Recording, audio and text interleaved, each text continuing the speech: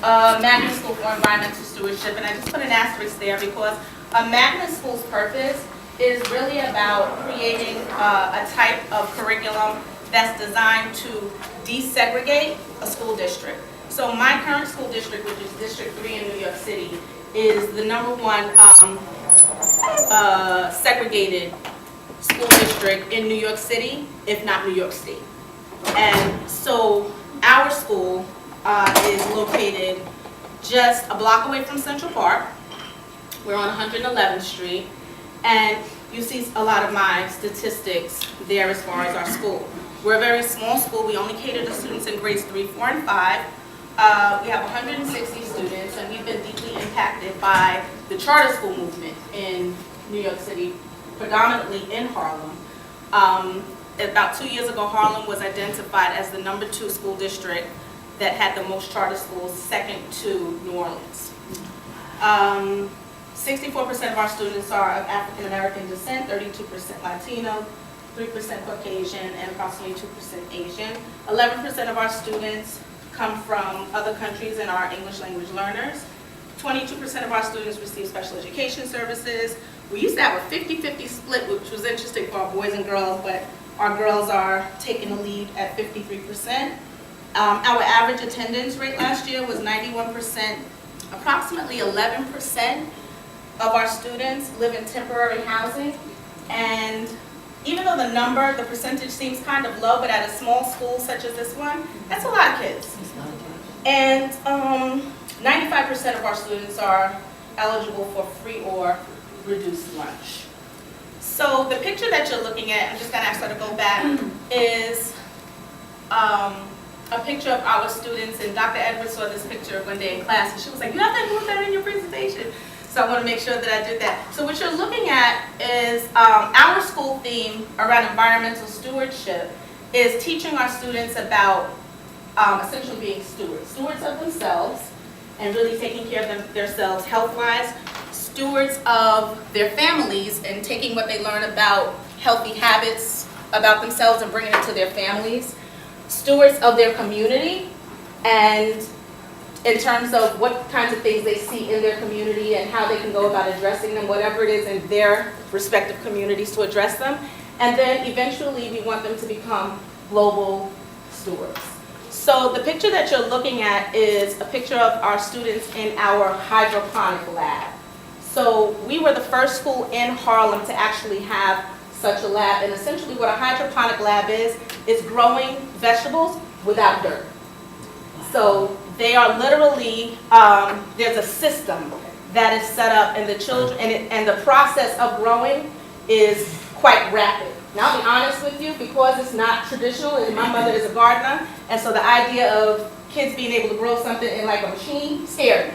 But the food is real, and it's edible, and we're teaching our children practices about how they can actually do something different. It's the new wave, if you will, like, I guess like a quantum approach to growing food. And for our children to have opportunity to be exposed to it puts them in a place where they're able to compete with their counterparts in our school district. So one of the visions for our school is to make sure that we create as many opportunities for our children to have exposure to different things. So all of our children have one-to-one laptops or iPads. We have a rugby team, and I have to tell you that they're actually really, really good. They were #1 champions at the Harlem Rugby Cup last year for their division. Arts is a really important piece of the work that we do with our kids, so we always have like a large content arts festival with both visual and performing arts at the end of the school year. So that's just a little snippet of my babes. They're so cute. So I couldn't start this journey without just showing what it looked like. This was me in my very first year, really fresh, really green, really excited about becoming a principal. And so this is sort of where my journey begins. Becoming a principal was something that I wasn't interested in. I was working as a middle school English teacher, and I one day just was working on the yearbook, And I went downstairs, and my principal, he worked late. I used to work at Frederick Douglass Academy in Harlem. And I go to him, his name was Dr. Hodge, and I say, Doc, you know what? And it wasn't a plan. It just came out of nowhere. And I was like, I don't want to be in the classroom anymore. And he says, well, what do you want to do? And I said, I don't know. I was like, but I don't want to be in the classroom. I don't feel like I'm being as effective as I really should be as a teacher. And so he says, how long have you been doing it? And I said, about 7 years. And so he goes into his office and he comes back out with this folder, and it's an application for the New York City Leadership Academy. And I say, I don't want to do that. I'm not interested in becoming a principal. And he says, fill out the application. And I said, I don't want to be a principal because all of you work late and you gain weight. And he says, fill out the application. And so, 15 pounds later, you know, and a lot of late nights, here I am. So I entered my school in the fall of 2006, and it wasn't the first day of school. It was October 16th, to be specific. And my first meeting took place in my office, you know, sitting, the table is a rectangular one, and I'm sitting at the head of the table, and I know absolutely nothing is going on because the entire meeting is in Spanish. So I'm literally sitting there as a figurehead, right? So that's day one. So day three, someone comes to my office and they're like, Ms. Green, you better get to the cafeteria because the kids are out of control. And I proceed to go to the cafeteria, and there's food flying everywhere. And I had not seen a food fight since I had been in high school. I am a graduate of Mount Vernon High School, and you know, sometimes that's just what happens, right? And I'm like, oh my gosh, and I'm watching all of this, and these are, you know, my kids are babies, and so I'm like, oh my goodness. And there's a collection of children at the back toward the left-hand side that kind of looks something like a cross between this right here, right? And they're throwing food, and kids are running or ducking, and then they proceed to chant my predecessor's name. And they're like, Miss Rabine! Miss Rabine! Miss Rabine! And I'm just like the ultimate disrespect, right? And I know that in this moment, I have to do something, right? I have to address this because this was going to essentially set the stage for what my reputation was going to look like in this moment if I didn't address this immediately. So I proceed to walk to the students, and in my mind, I'm knowing that I have to be very strategic, right, in terms of how I'm going to approach this, because there's 7 of them. And they are the students up there. It's Marco, who stands at about my height. And, you know, there's Anthony, who's kind of following the crowd. And there's James, who's using all kinds of profanity. And, you know, Shakur, who's just really rough around the edges. And Shakim is following his brother. And then Adrian is, you know, she's like, what? She, you know, it's like, what? And, you know, and then there's Taekwon, you know, with his pants down and things sagging and all kinds of stuff. And I'm like, you need to remove them from the situation, right? So I'm like, come on, guys. So I'm not mad. I'm not, you know, over the top. I'm just like, come on. And so they follow me, and I take them into the auditorium because this is now really the first time that I'm getting to know them. And from that experience, I engaged them in this conversation, and my thing to them was, you're greater than this. Like, this behavior right here is inappropriate. That I don't know why you think this is okay, but I need to let you know that even though you're running amok and they were influential, right? They had leadership skills. But my thing is, you're better than this, you're greater than this. And I'm not going to accept anything less from you than greatness.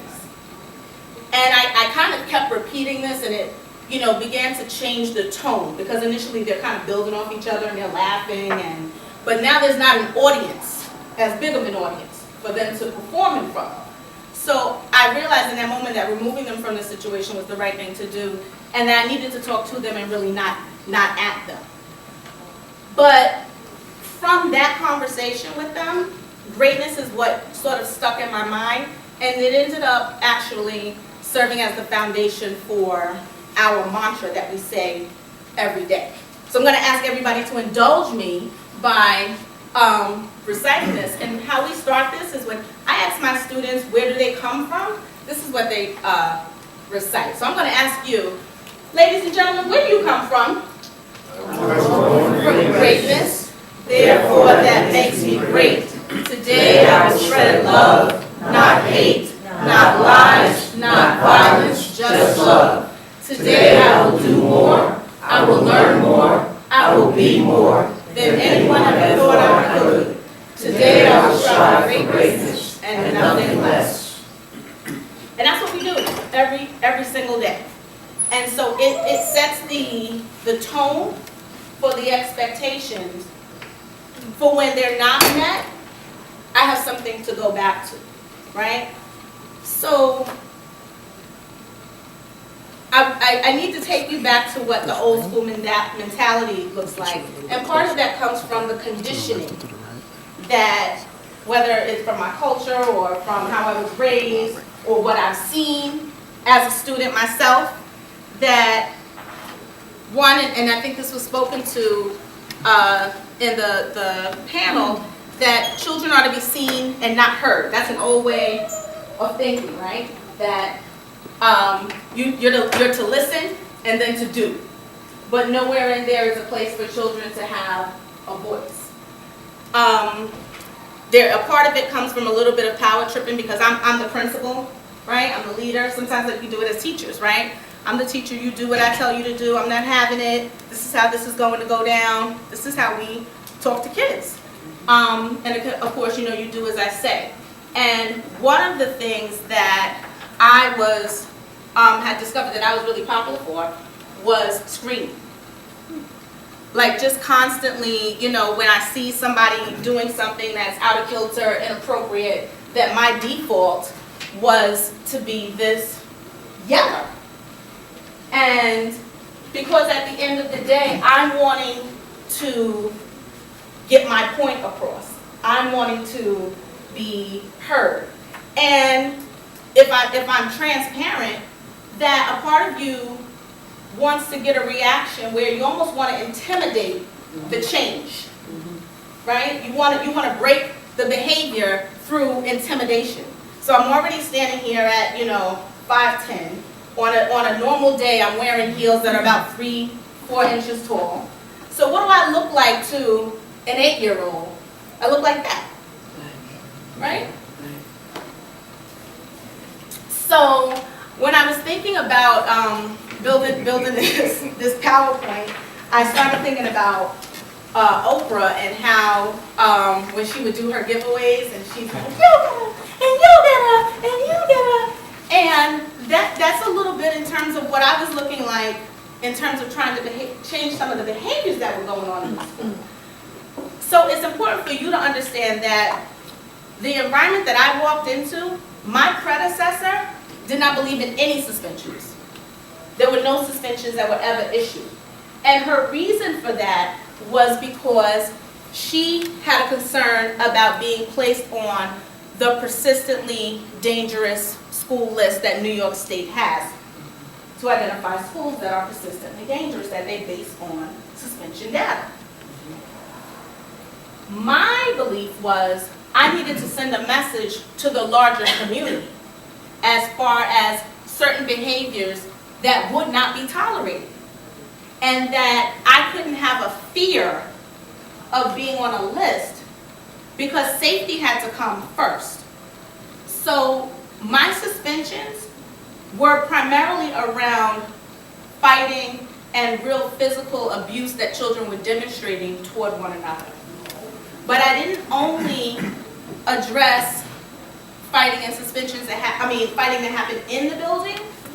In New York City, I'm not sure how it is in Westchester, but in New York City, if there are incidents that happen off school grounds and during non-school hours, and it's brought to your attention and it involves your students, you can suspend them.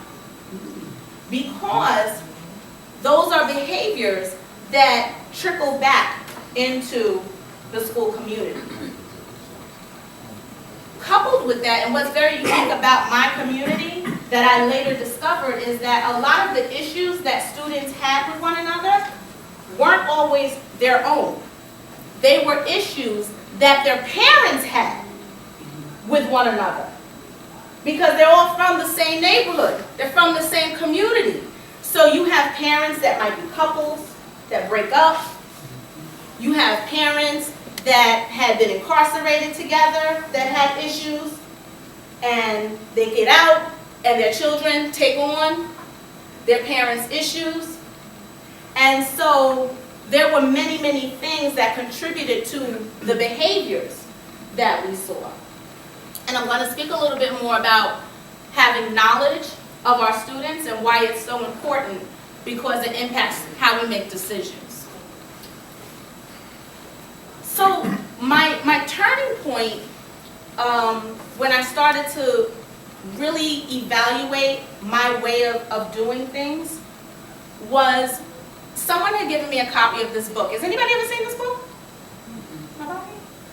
So this is a pretty popular one down in the city, but someone shared this book with me, and it's called If Only She Knew Me. And so as you turn the pages in this book, there's this little boy who's telling a story. And in his story, he's essentially talking about the people within his school community and what they don't know about him. That if they knew about him, they would change their approach to, maybe they would change their approach in how they worked with him. And so one of the pages speaks about something very simple, and yet it's very common. We hear it pretty frequently. He says, if only she knew that my mom hung out last night with her friends and I didn't get a chance to eat dinner, she wouldn't have taken that second cereal from me that my friend John or whomever gave me. And then he recites what the lunch lady says, only one cereal per student, right?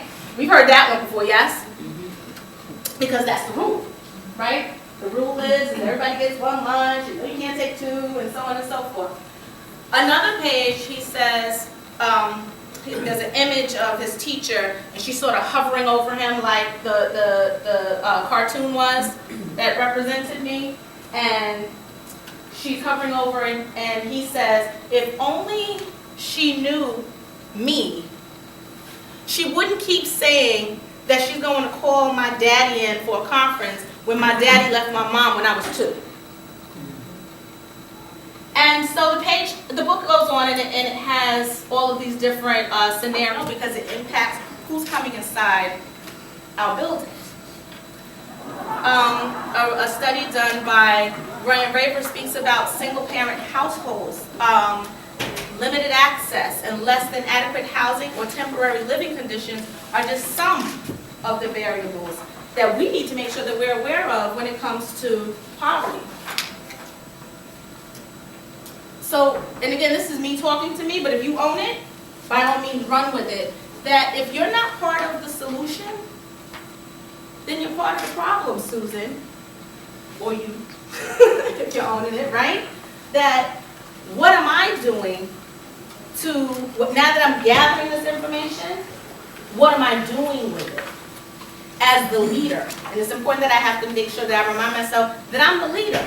Because in the school community, it's follow the leader. So what's the tone that the leader is setting? And as a teacher, we're the leader of the students. And what kind of tone are we setting in our classroom environments, right? So this piece, and I hope that this is kind of resonating with everybody, that I don't have the remedy to fix other people. It's all about trying to fix me and my approach and what I'm doing.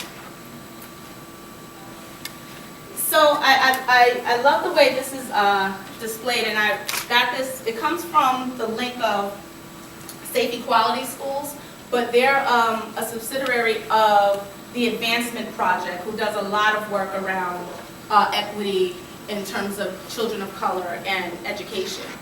And so these are just a nice creative way of speaking about what the number of school suspensions look like for every 100 students. And you can see that it's double and even almost triple that of some of these students' counterparts. So just continuing in terms of some more statistics, and I think we heard a lot about this earlier today in terms of the representation of African American students representing 16% of the student population, but anywhere between 32 and 42% of students who are suspended or expelled.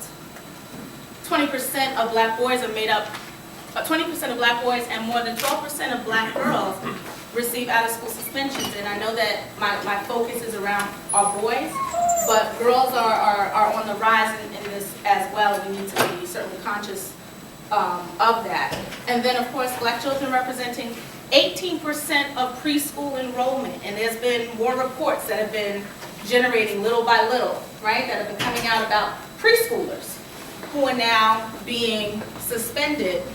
Yet 42% of this enrollment for these preschoolers have been suspended at least once, and 48% of preschool children suspended more than one time. And you kind of ask yourself, like, what can a preschooler really do, right, to get to this point where they're being suspended? And for me, as an elementary school principal, this is powerful for me, because little people from preschool are coming into my school. And so in the city, there's a lot of concentration around what happens in middle school and high school when it comes to suspension.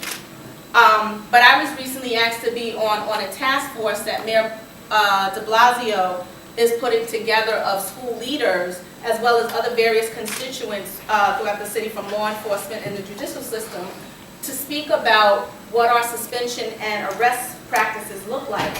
And I'm only one of 3 elementary school principals, but I'm grateful to be a part of it, because there needs to be a voice, because the behaviors that we're seeing don't just start in middle school. They're starting early. But I also think that there's something to be said about how things are perceived, right? Because now if you're talking about a preschooler and whatever their behaviors look like, clearly they're learning it from somewhere. And how much of what we're identifying as real issues are just standard practice of child development, right?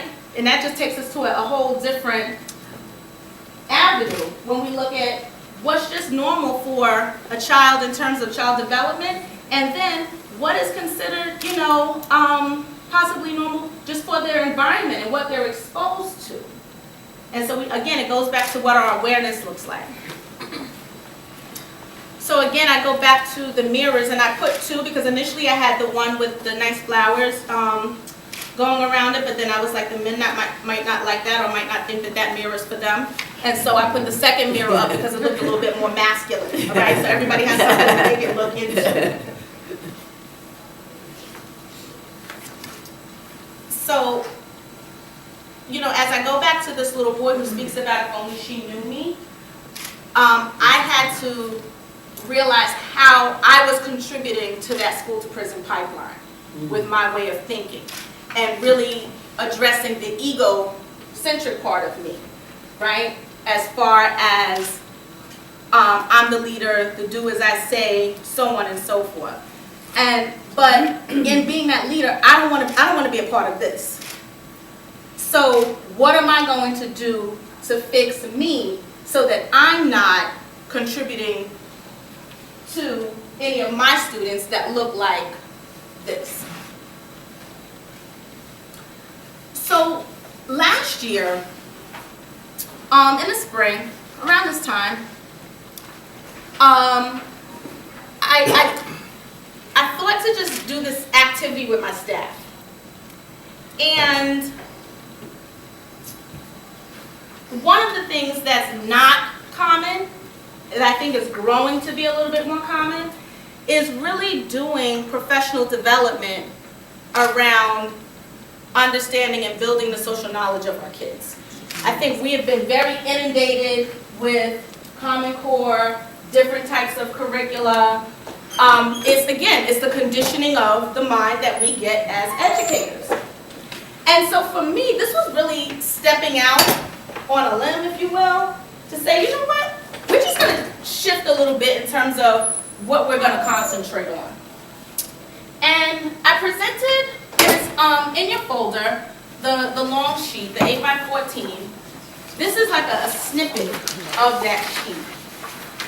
And I had these different headers at the top, and what I did was I had my staff, I said, you know what, independently, look at this sheet, and I want you to identify who the children are in your class, or your classes, that fit into any of these categories. And they did it for about 5 minutes, and I'm going to give you a few minutes. How many people are teachers? Just so I can get a sense of okay, administrators? Okay, so psychologists or social workers? Okay, so just by looking at this, some people just call out where you recognize a student and one of your own students and any of these categories.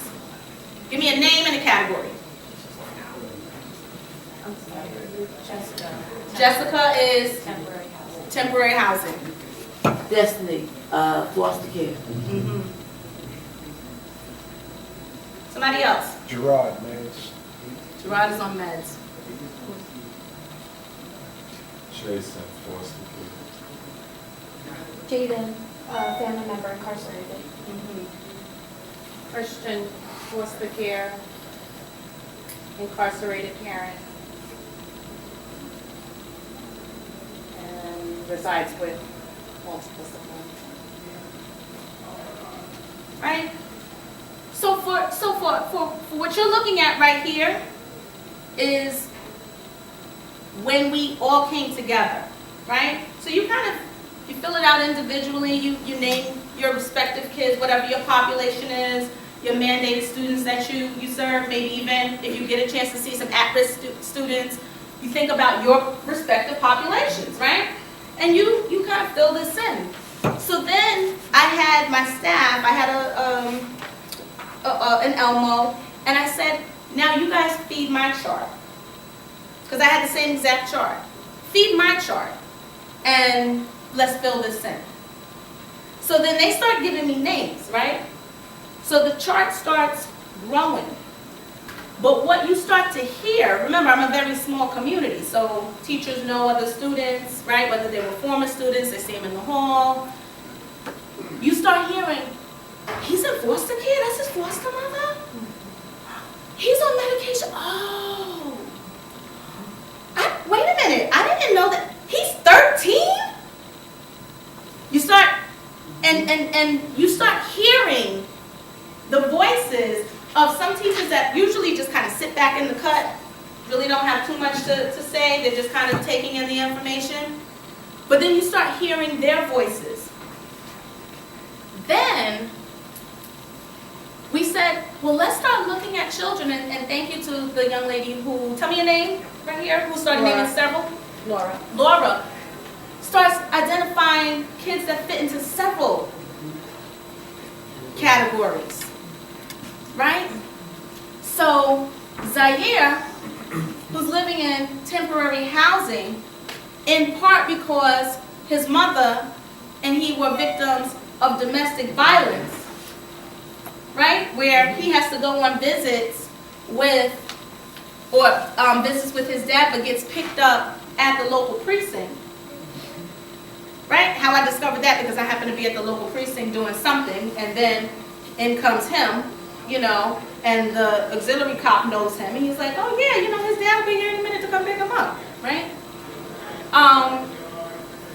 Or Nija, who comes to the school mid-year from Brooklyn, very angry. Mom is a victim of domestic violence, but she also suffers from depression, and I'm not sure if that's a byproduct of the domestic violence or not, and has a relationship with St. Luke's, a social worker. So Nija would be considered that 5% at that tier 3 of PBI into our school to help us understand how to work with Nija, what his triggers are, how do we make sure that we try to support him, and still, in the midst of everything that he's going through, we still got to hold him accountable to getting work done, right? But he also is on medication. And mom is not always consistent with making sure that he gets his medication. Because I don't know why the parents think that children don't have to take their medication on the weekends when they're not in school, right? That the medication is only for when they're in school. Somebody else heard that before? Right? That's what they said. Well, no, he's taking the medication, you know, for when he's in school so he can learn how to work with his peers and so and so, because he's not in contact with anybody on the weekends, right? I don't understand, but okay. So this activity began to change how we started to look at our students. And it also started having some teachers tap into their own experiences as children that lend themselves to how they interact with students or why they became teachers. And I'll share a small story of one of my teachers. Her name is Monica.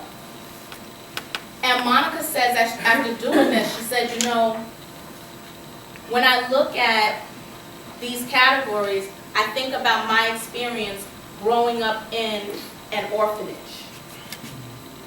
and going into an orphanage at the age of 8 because I was a victim of violence and abuse from my father. And I remember being an angry little girl. And Monica is self-proclaimed crazy. We know it, we laugh at it, right? We don't know who we're getting from one day to the next, but what we know about Monica is that she loves her kids. And if you don't know her, you will think that she's a really rough, around the edges kind of teacher, like just real harsh. But it comes from a place of, I want the best for you because I know what your life looks like because I've been there. So she's very transparent about that. So, but she owns her kids. So when she speaks about what her experiences are as an angry child that loved school, but she was very violent toward people. And all she was doing was what? Passing off what was given to her. Because that was normal for her. And when you can't get your way or things just don't turn out right or what you think they should look like, this is what you do. So her thing was, if I got a 99 on the test and I'm excited when I get my test back and I look over and I see you got 100, I'm coming for you at 3 o'clock. That was her way of thinking. Because school was the only thing that she had to make her feel good about herself. And if people didn't see that in her and didn't know how to address that, and she said for her it didn't happen until she was in high school that she found a teacher that she felt safe enough to be able to let those kind of guards down. So I just listed some other variables. Some of them might actually be on the long sheet that I included in your folder. How we develop knowledge of our students, right? And things that might impact, you know, behavior, right?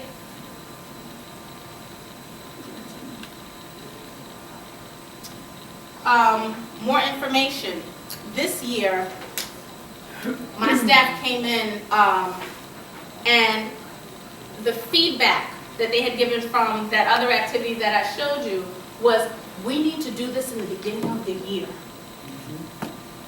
And then somebody is like, we need to do this all year. Because children change, right? Circumstances change. New students enter your school.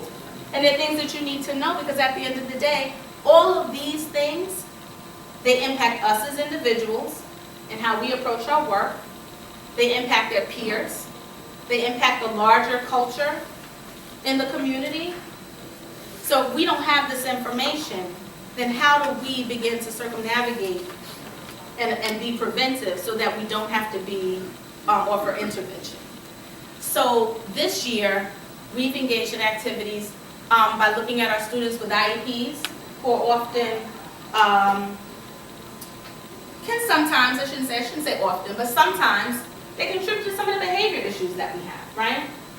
But if you don't know that one of the reasons why they're in special education is because they've been diagnosed with an emotional disability, then how are you knowing how to address and support them and plan for them? Because while I'm speaking a lot about our emotional piece of who we are as individuals and what my transformation has looked like, be clear that I'm very heavy when it comes to instruction, right? But we already hear all of that all the time, so that's why I'm not focusing on that today. But I have learned that if you don't plan for your children, or you can't plan for your children if you don't know them, and that this part of who they are as individuals is equally important as knowing what they can and cannot do academically. So we had this activity that we did where I had one of the clerical workers pull off the social histories of every student that had an IEP. And the social history is information that's acquired from the parent. And if you have a good social worker or psychologist that conducts the social history, they will really go deep in getting information. And then if you have a parent who's really open and okay with having all of the content put into that social history, you can get a lot of information. So some of the discoveries that we made when we started looking at these social histories were students who a mother didn't know that she was pregnant until 24 months into her pregnancy. 24 weeks into her pregnancy. Can you imagine 24 weeks? Oh, what's happening here? 24 weeks into her pregnancy, right? So, and she was a smoker. And that's the part that she told, right? We learned about, and I'm going to tell you a little bit about Darren in a minute. I'm being filmed, so I'm not going to share everything, right? But we learned about Darren and how Darren not only takes medication, but has been hospitalized for some of the acts and, that he's demonstrated and some of the struggles that he has. So when Darren gets upset at me for telling him that he can't participate in a special event because he didn't follow my rules as far as the expectations that I set, when Darren starts swinging his keys, because I know that that's a thing that he does when just before he's about to explode, old Susan would either try to snatch the keys, you know, I told you so and so and so and so and so. New Susan is, Darren, I need you to stop swinging the keys, because Darren's swinging the keys on the bulletin board. He's knocking down wood, but there's nobody around, right? So everybody's safe. So finally, when I say, Darren, stop swinging your keys. And Darren's response to me is, well, you're the one that gave me the keychain, you stupid A, mother effing B. My response is, don't call me stupid. Because I'm not even acknowledging all that other stuff that you just said. But I'm not stupid.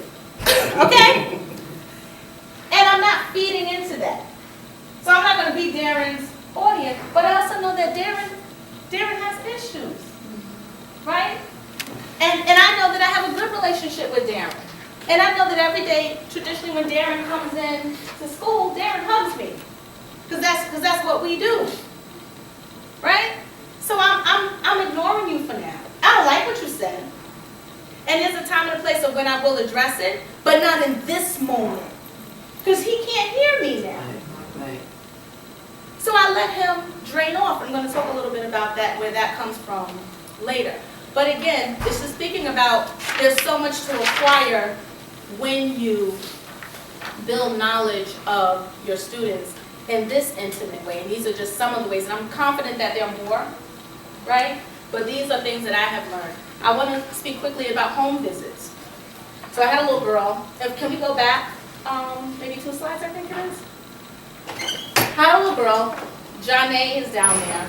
And she's down there a few times with multiple siblings at the bottom and a parent with disability. So Janae used to come to school about 9:30 every morning. School starts at 8:20. And Janae is, very slender build, cute little girl, and she didn't have a backpack. She carried a pocketbook, right? Something like I would carry. And she would come in, and she'd be like, "Hi, I need a lady pass."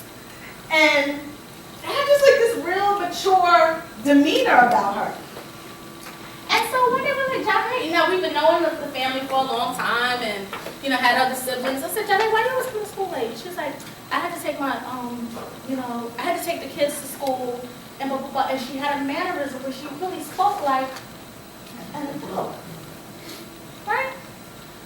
But I'm bothered the fact that she's coming to school at 9:30 on a daily basis because she's missing instruction. So we have been trying to reach out to the mother, couldn't reach her. So finally I said, I'm coming to your house. And you can see the discomfort. And as the kids have said, because I do that, let me change my shoes, I'm coming to your house. Right? And that's just what I do. And it's not anything I expect of anybody else. Some teachers jump on it, they're like, yeah, Ms. Green, let's go. What's going on? I need to talk to your mother. She has to understand that you have to get to school on time, and I need to know what's going on. And so we get to the house, and she says, okay, Ms. Green, I'm going to go get my mother. And she opens the door. And you know how we are in our, if we're real, are we real in here? Yes. Okay. If we're real, when you have to address a parent about an issue that you're having as far as their child is concerned, you start formulating all your thoughts and what you're going to say, what's going to sound like, and I'm saying, I'm going to address this, I'm saying this. And in my brain, I'm saying, this is this door, I'm just not even understanding it. And this is me in my brain fussing myself, right? And Janae opens the door.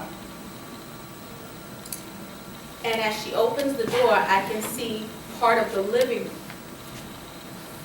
And I can see her mom seated on the floor, resting on the couch, and her mother's prosthetic leg at a distance. And everything that I thought that I was going to say in that moment was wiped away.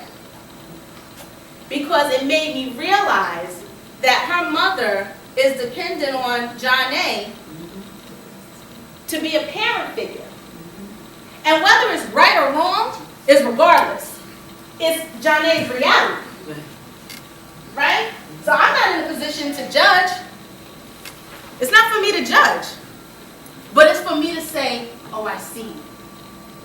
Oh, I get it. So my tone internally immediately shifts. And so her mother, says, Janae comes to the door and she says, Ms. Green, Mama said, just give her a minute. And I'm like, okay.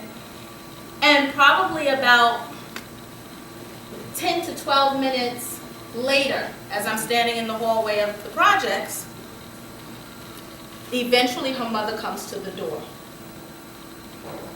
And I'm like, hey, Mommy, how you doing? And she's like, I'm good, blah, blah, blah. And I said, listen, I know that it's difficult for you to get to the school. We've been trying to reach you. I'm not sure if we have the right number. I wanted to make sure that I got that from you while I'm here. I said I just had some concerns because Janae is really, really bright by herself, but she's missing a lot of instructional time and literacy. Our literacy block is in the morning, you know, and so I know that she's charged with a lot of responsibilities as far as assisting you with the kids who are 3 little ones who go to the adjacent school.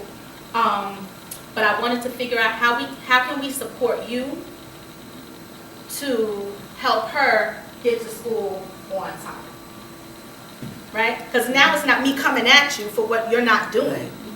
Now it's how do we work together so that, because I know you want what's best for Janae, because her attendance is fine, she's just late. So that's part of the change. But the change comes from what? Having the knowledge of the student. And so we figured it out. But part of me acquiring the knowledge means I got to share it with the other people in my community. So when my assistant principal is upset that Janae wants to come to school, and she says, because now what happened was, Mom started sending Janae to school, and then she started getting up earlier and taking the little ones to school herself. Right? So when Janae gets to school early, and she says to my AP, Ms. Cologne, I need to call my mom to let her know that they've shoveled. My AP doesn't get that. It doesn't make sense to her. She doesn't understand. Right? So then I have to say, Jay, remember I told you Janae's mom, where's my son? So she needs to know what the conditions are outside, because that may impact how she navigates, you know, what the path looks like to the other school. So that's a big deal for Janae. It's not a big deal for me or you, but it's a big deal for her. And so instantly now I'm changed, and now I'm charged to change somebody else and how they look at kids. So we can fast forward. Question, did the other kids get to school on time? Was there some follow-up to find out if that was working or that end? Well, what I can tell you is that Janae started coming to school on time. See, the other children didn't go to my school. Right. So they're I understand that. I was just they're at asking the other a school. question. So I don't know to answer that question. I know that they were picked up on time because Janae picked them up. but I do not know. But what I do know is that Mom took on her role of bringing them to school on time. Thank you. So what I have here essentially is in terms of what change looks like and what the modeling for me looks like, but then the establishment of clear expectations. So for me, part of my modeling was really being transparent to my staff about what was important to me. And what was important to me was, I don't want us to be known as a school that's just disposing our kids, and particularly our black males.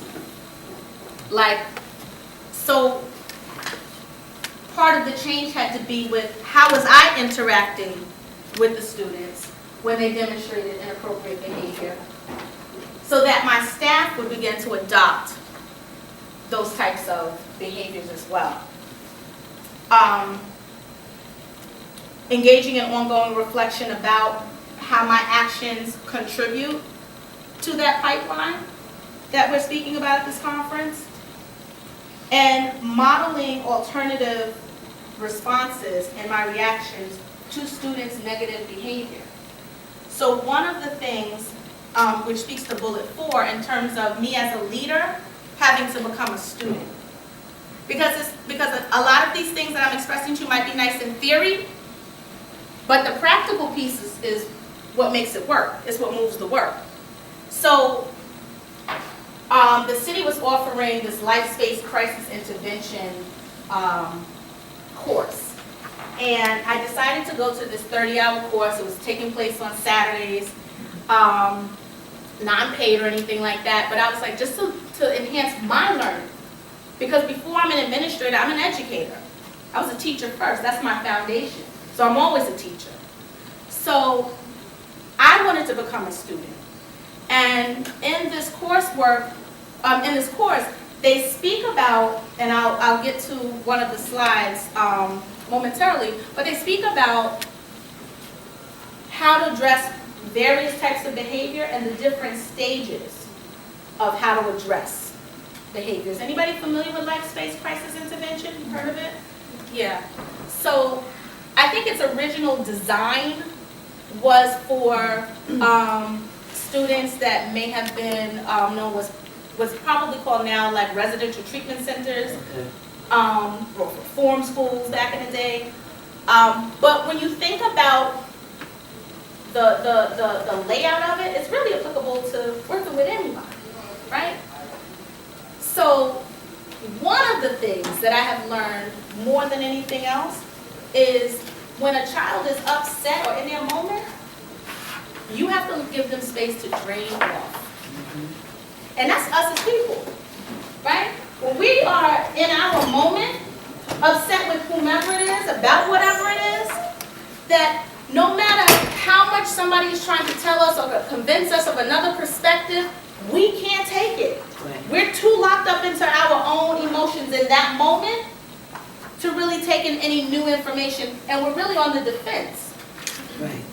So we need space in order to be able to receive anything new that someone wants to tell us. And so the drain off thing is something that I'm really big on modeling for my teachers. So just give them some space.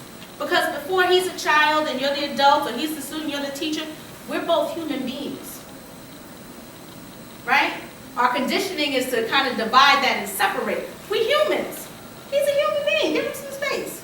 Walk away, because at the end of the day, he's here, you're trying to be here, and then you're trying to up one another. And you want to show your authority. Because that's what we do. We want to show our authority. Kids already know who's in charge. They know who the authority is. So I don't have to yell, and I don't have to convince you that I'm the principal or I'm the teacher. You know that. You know that when you came into the building. My name's all over the place. You have somebody who I am, they tell you I'm the principal. So you already know that I'm in charge. So I don't have to go there with you. But I can give you your space so that at some point we can have a rational conversation and I can hear your angle and your perspective of whatever has you upset, and then we can figure out together and collectively how to make things better for the future. But I'm sorry, before you advance, there's a piece in as far as the modeling versus setting clear expectations. And when I was creating the slide, Dr. Edwards, I was thinking about the transaction versus the transformational piece, and how the modeling is how you begin to transform and cultivate the change in the other people, right? But the clear expectations are the transactions, right? So here's what's not going to happen. And I have to make it clear to my staff that we're not going to pigeonhole students' potential because of where they come from. We're not articulating that, right? We're not predestining them for failure because of this certain circumstance that they have right now. Because there's a lot of people that we know, yourselves included, that quote unquote shouldn't be here as adults, and you are. So here's what we're not going to do. And that you need to plan. And so as Jamal was saying earlier, that how do you plan and prepare your instruction based on what you know there needs to be academically and socially? So if you're wanting to put a kid out because of their disruption of a lesson, because the only thing that's important to you is to deliver the instruction, right? Because you want to be on the stage and you're the star, right? I had a teacher say to me one time, I taught the lesson, if they didn't get it, that's not on me, that's on them. What? What? No. If they don't get it, it's on you to correct that. Right? But again, that's a conditioning of the mind, because in my mind, all I have to do is make sure that I lay it out right and I plan it right. But if you're not planning with all of the things that you know about who your individual kids are in your community, then you're not effectively planning. And so that's the clear expectation. If you're able to, if you just put in or Google like video for empathy, you'll see this little cartoon comes up, and it's only about 3 minutes long. But empathy is my movement, right? Because once you build the knowledge, how do you not have empathy for what you're learning? And essentially, this character who has this raining cloud over their head and is feeling, dejected for whatever reason, has this person you hear me? Has the bear to get an understanding of what it is that you're going through, right? And to be there to listen and to join you in that place. And it speaks about perspective taking, right? And having some empathetic concern. And they have a third character that comes in, and they show this image of this fox who ends up in this hole, the foxhole, right? And they're in the foxhole, and it's dark down there, and the bear climbs down and says, hey, listen, I'm down here with you. You know, we're in this together, right? Let's see how we can figure this out. And they have a third animal that comes, and the animal is kind of looking down in, and they're like, it's dark down here. You all right? You want a sandwich or something? You know, because I'm not trying to really be involved. But, so if you get a chance to look at that, I just would encourage that. But we're really on this movement for empathy. And essentially it is just about understanding and having a better perspective. You have 5 minutes. Oh, okay. So, moving along. Talk a little bit about some research that I've begun to come across as far as developing empathy. And this particular study that was done by Chazir Warren, he studies 4 white female teachers and their relationships with their black boys in their classes, and how all of these black boys have identified these teachers as ones who show the most empathy. And he talks about how empathy requires 2 things. The emotions and the cognition, as far as empathetic concern and perspective taking. In his findings, the variables that lend themselves to developing empathy, he found that when it came to empathetic concern, these were teachers who paid attention to the needs of the whole child and not just the academics, which is what we've already spoken about, utilizing the concept of families in the classroom, that we're a family here, right, within the school community. I love when kids write notes to their teachers and say things like, you're my second mom, right? That's family. Teachers being available, not just during the normal class hours, but whether it's during lunch or after school. And then just overall getting to know students and creating a space to do that. And then for the perspective taking, teachers had structures that they put in place, such as opportunities for children to engage in writing and then oral expression in the classroom setting. So that they, again, could learn information and what was important to the children. Understand the community, the community context, which is another important piece. Know your environment, right? So these were teachers that had either went to the school that they were working at, frequented the establishments that were in the community, so it bridged communication with the children, right? So if you're going to the same pizza shop and then you can talk about that, then the children don't feel like you're removed from them. The prior knowledge, of course, which are things that we've already spoken about. And then the family business, organized structured time for student expression, where students had an opportunity to talk about events or things that were relative to them. So they were student-led conversations, but it was the teacher that put the structure in place for this to happen either on a daily or a weekly basis.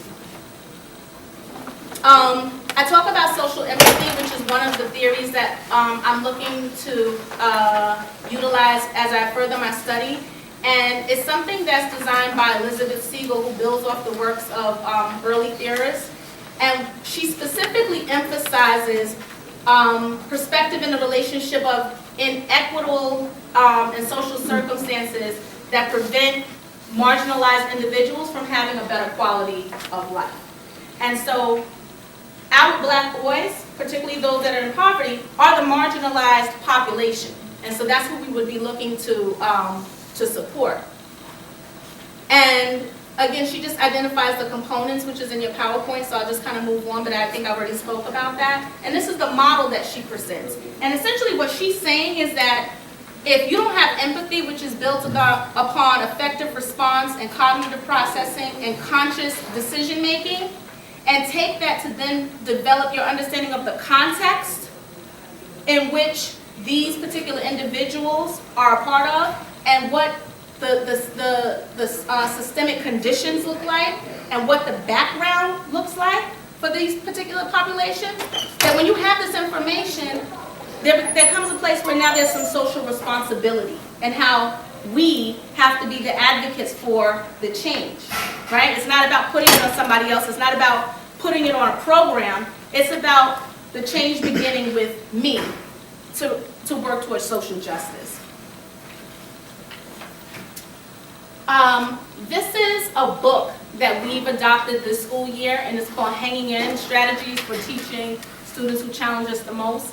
So similar to my early stages as a principal, where I constantly was using a zero tolerance approach to behavior, and then my teachers started following that same approach to behavior. So if I'm kicking them out of the school, they're kicking them out of the class, right? Because they were following a leader. That now when I started building the importance of knowing our kids, my staff started to follow the leader.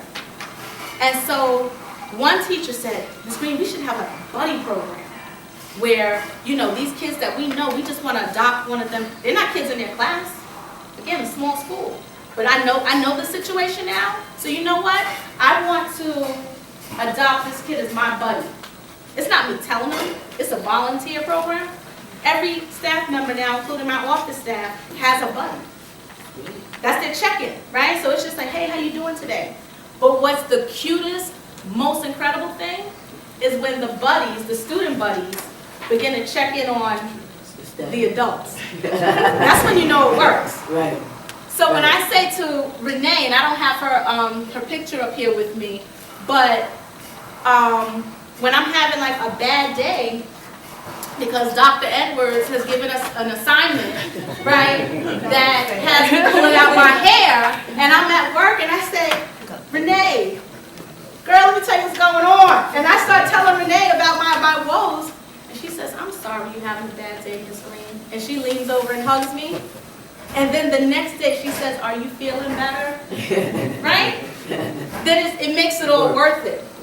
This particular text has case studies of different children that can be perceived as challenging. But what I like about it is not about just negative behavior. It's just children who have their own challenges and how their own challenges impact the staff challenges. So this is us, because then a second teacher says, we should do a buddy breakfast. So I'm like, okay, what does that look like? And they're like, well, we have to give invitations to our buddies. And then you have staff members who don't just have one buddy. They got 2 buddies. Or they got 4 buddies. So it started, you know, at the first buddy breakfast is maybe 25 kids. The last one that we did a few weeks ago had about 35 kids in it. Because now people are adopting new people, new circumstances. Like, you know what, I want to take so-and-so as my buddy. Okay. Right? So they own it.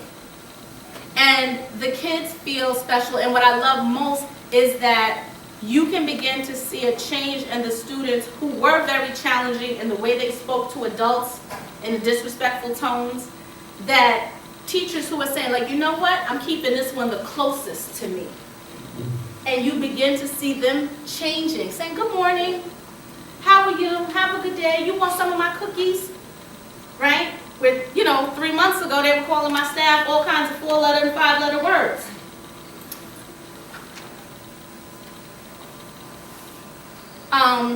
So the impact, and again, I'll lend this, you know, you guys will have a chance to look at this in terms of what it looked like for teachers, and I think I spoke about that, and the students, but my suspension rates are at 4% compared to what the highest rate looked like at 28% in 2010.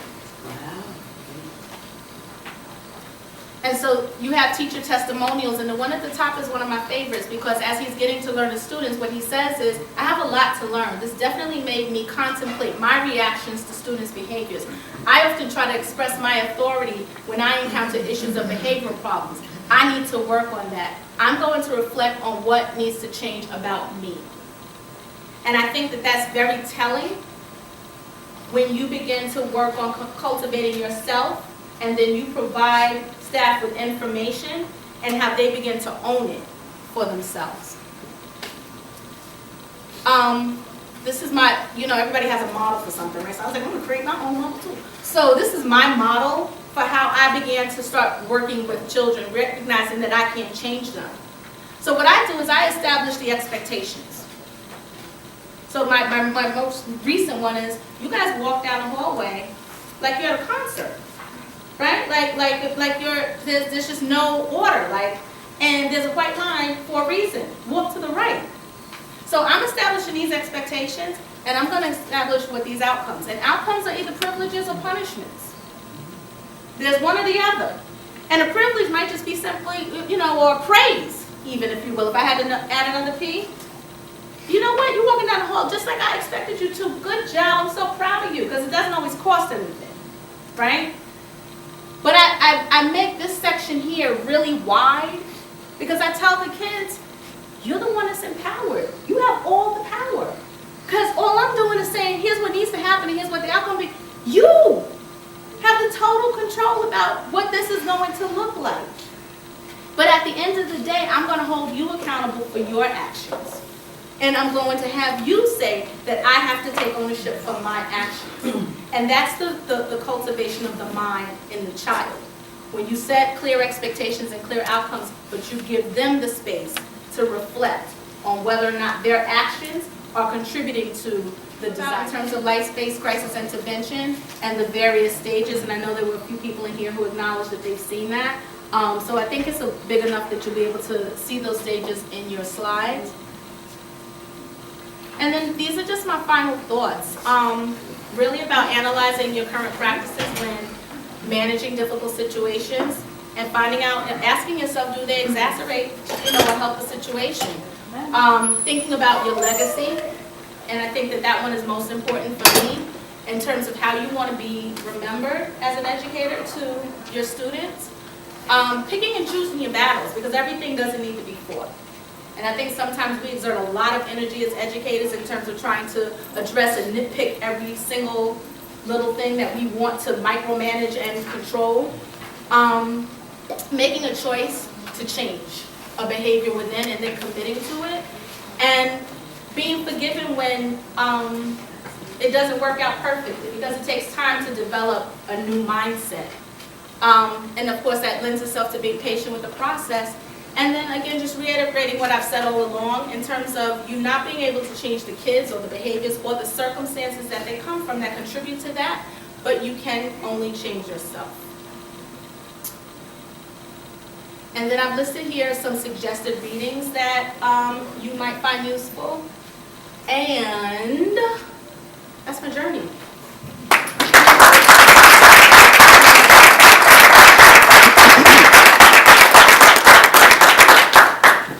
Thank you, Susan. So we have about 2, 3, 4 minutes for questions. Anybody have any questions for Susan? Actually. Okay. The body system, which is a good idea. Is it only challenging kids? No, it's we have some students that are very introverted, quiet, pleasant, but we just make discoveries of things that we didn't know about them. Like just being very, very quiet, not speaking out in class, that we say, you know what, you want to come to the breakfast? Do you want to be my buddy? And so teachers are, because of that book that I spoke to you about, Hanging In With Children Who Challenge Us the Most, they speak about all types of students. And so that is, because it's such a range, then the range of the selection process that teachers are taking varies in terms of the type of children. So to answer your question, no, it's not only challenging students. But the students who are not part of the body system, I'm assuming they're well-behaved students. Not all of them. But does it cause conflict between those students and the challenging students? There's a little jealousy thing that's starting to come out now, because now kids, everybody wants to go to the buddy breakfast, right? So, but it's interesting because the students are seeing that, well, this buddy breakfast can't be about being good because Jordan's in it, right? And everybody knows that Jordan, cuts the fool. So what we're starting to begin to look at other ways that teachers can avail themselves to their larger population. So one idea that has come up is that teachers going to have lunch with their students in the cafeteria at their tables with them, decorating it to make it real fancy, real nice, so that it's an all-inclusive type of event. Another idea that has come up is if they decide that they want to have lunch in their classroom and inviting the principal, yours truly, to come and have lunch with them. So that's another approach that we're trying to take to hit a larger scale. Is another question? Yes. Were there teachers who were reluctant to buy into this way of doing things, and how did you get them to come on board? I think that's a great question. If I had to say that I wish that I had a more application, I would say that 100% of the teachers have bought in, okay? So all of my teachers have a buddy or several buddies, and they have selected good buddies, like children who are well over age, right? But are not problematic. But you got a 13-year-old sitting in the 5th grade, right? There's something to be said about that. There's a middle school mentality there. So this teacher has adopted them and taken them under her wing, but she hasn't applied it to the instructional piece. So she's still in this place where she struggles with, even though she has the information about the children, she hasn't begun to incorporate how she works with them in the classroom setting. And so she would be one that will put them out of the classroom when they give her a hard time. So that's a work in progress. Time for about one more question. Yes. I thought there was, okay. Yes, to what degree have the parents been involved in your school, and, you know, what does that look like? So the parent involvement piece, primarily our parents on our school leadership team and our parents who are the executive members of the PTA, and any parents who come to those meetings are the frontliners at knowing what this work looks like. Right now, our concentration has really been focusing on cultivating our staff, but what we're doing is working closer with parents to understand what are some of the societal issues that they're dealing with. So for example, when we have a parent, I'll give you just one quickly, parent comes in, says, hi, how you doing? I'm Alicia's dad, I'm here to pick up, my daughter, he says, I know she's been absent a little bit. I don't know it off the top of my head, but he says this, and now I'm going to tap into it. He says, the other school, they know about the issues we had. Well, I don't know what the issues were. Dad, come on in my office for a minute. You got a minute? Come on in, sit down. So just kind of taking that impromptu opportunity to acquire information. What happens when he comes in my office is that the family's in a homeless shelter, except for him. He's living in his car. And his wife is 3 months pregnant with gestational diabetes, which is why he's picking her up. So immediately, now I'm looking at Alicia with a totally different lens, right? So all the things that I didn't notice about her before, now I do notice when I go to give her a high five and she lifts her arms up and the arms on her pink jacket are black, right? So now there's an awareness. So it's really those informal type of meetings in terms of this work right now, but our concentration has been primarily on what do we, let's get the teachers on board first and our staff on board, the larger community, and then how do we begin to get parents to feel safe and comfortable to give us the information that we need so that we can collectively work with them. But I will say that I have reached out to a mental health agency within our neighborhood to bring them in to our setting so that there's an opportunity for them to get those kind of services at school as opposed to having to send them out somewhere. So before you go, I want everybody to look into their folder because I came with presents. So Pick the best workshop. This is the only one with presents. in this section, 4 of you hopefully, depending on how many folders went out, have a dot. If you see a dot, then you tell me the dot. You got it, and it's on the left-hand side. Who has a dot? I see 1 dot. Put your hand up high. What color is your dot? Green. All right. So you can get that. So what's inside are copies of some of the books. I want a dot too. What color? I want a dot too. You have a red dot? Yeah. Anybody have a yellow dot or a blue dot? I could continue to have black. I want. It would have been. Should have been. Look closely, left hand pocket. Left hand pocket, left hand side. I'm colorblind. What color? Sarah, yellow dot? So the yellow dot might be, the yellow dot might be in there. Here's the last one. Oh, my goodness. Don't see it yet. Somebody has to have it, it's not in these. You think it's not in these? It should have been a yellow dot. Did I have it? Did I give it to myself?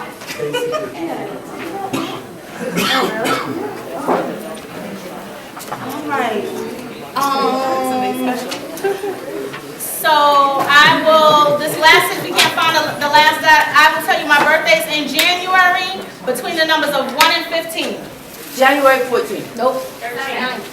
Second. See, I think I got a solution. 11.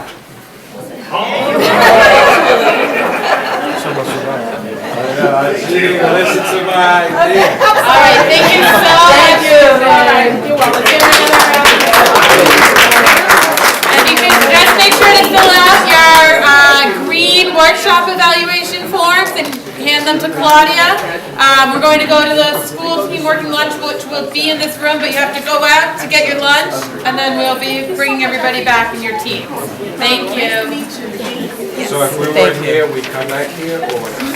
Yeah, so the lunch is out there, and then.